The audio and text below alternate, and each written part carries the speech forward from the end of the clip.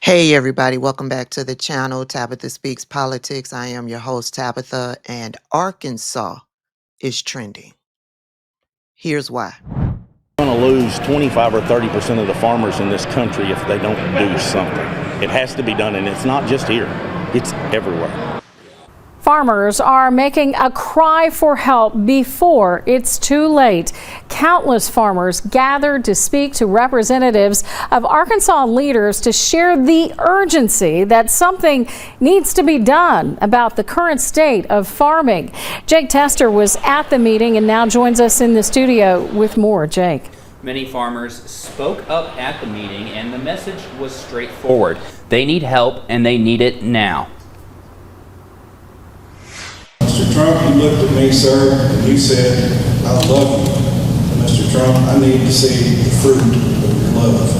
Farmers in crisis align way out the door of the Woods Chapel Baptist Church in Brooklyn as hundreds of farmers from not only Northeast Arkansas, but from across the state came to voice their concerns about the current state of farming. Representatives from U.S. Congressman Rick Crawford, U.S. Senator Tom Cotton, and U.S. Senator John Boozman's offices were in attendance to hear those concerns. Among those farmers in attendance was a farmer in Woodruff County, Chris King. He told me this was his 39th harvest, and he has never seen it as bad as this. And I've never been as worried as I am now about whether or not my kids and grandkids will be able to carry on. For King, the main problem starts with the fact that they can't sell for profit. I just would like to see somebody help us get our markets back. We need our exports, and we just need to be paid for what we do. And that's not happening.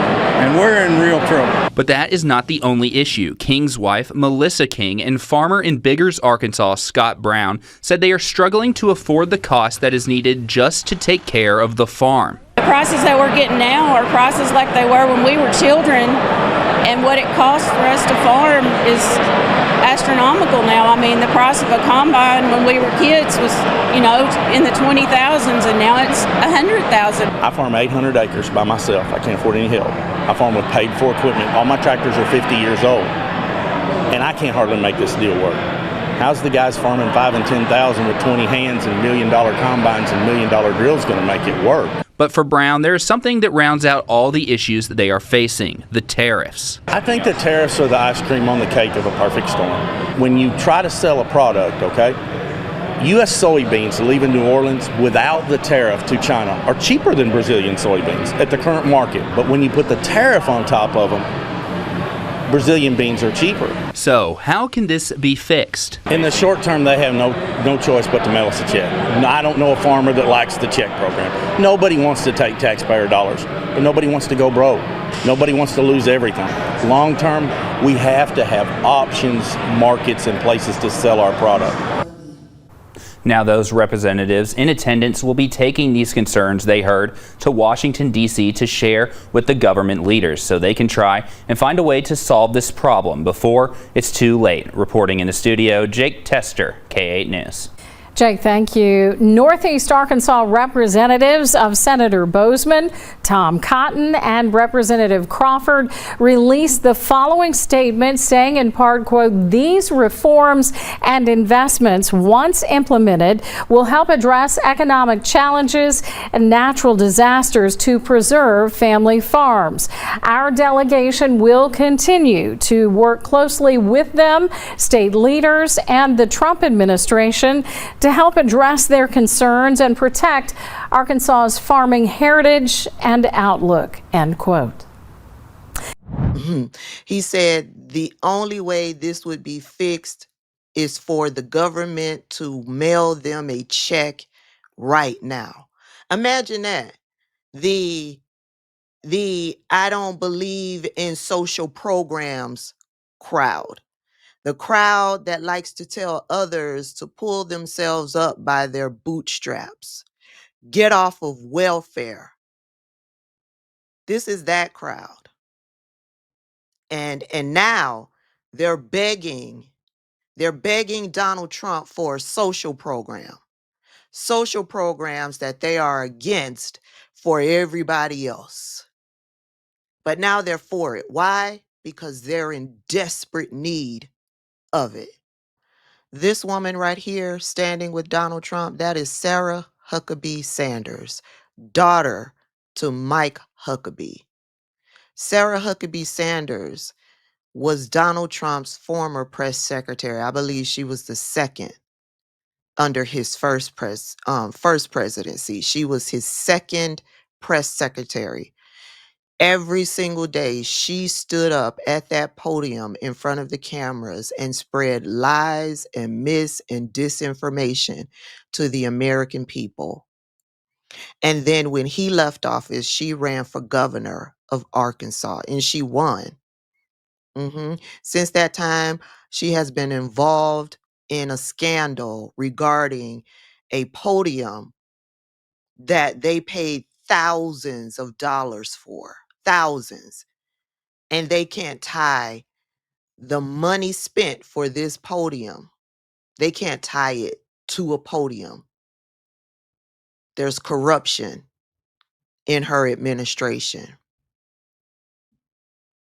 Yeah, Sarah Huckabee Sanders, she just had a natural disaster. I believe it was tornadoes. And she has been begging Donald Trump to send FEMA assistance and funds to the state of Arkansas, and he has yet to do so. These are the election results for the state of Arkansas. Arkansas overwhelmingly voted for Donald Trump, as you can see. Overwhelmingly voted for Donald Trump. 64.2% of the voters in Arkansas voted for Donald Trump. Yep. Farmers across the nation overwhelmingly voted for Donald Trump. After Donald Trump